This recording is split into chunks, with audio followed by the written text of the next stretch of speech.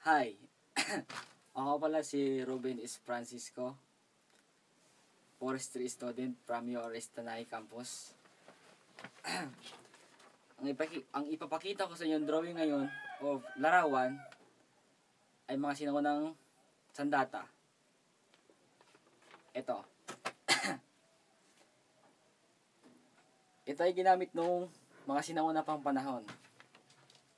At ginamit dito ni Andres Bonifacio sa pakipagdigma sa mga Hapon, sa mga Kastila. At kung ikumpara natin ngayon, ay napakalayo ng pagkakaiba noon at saka ngayon. Ilang kagamitan ngayon sa pakikipagdigma ay mga barrel o nuclear bomb at iba-ibang mga uri ng mga bomba.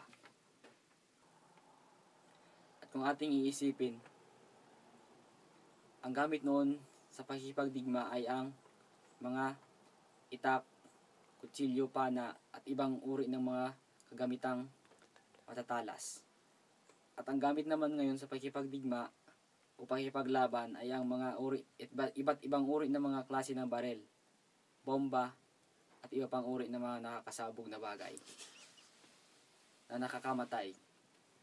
Sana magbigay aral sa inyo ang aking mga sinabi. Sa mga nanonood nito, maraming salamat po.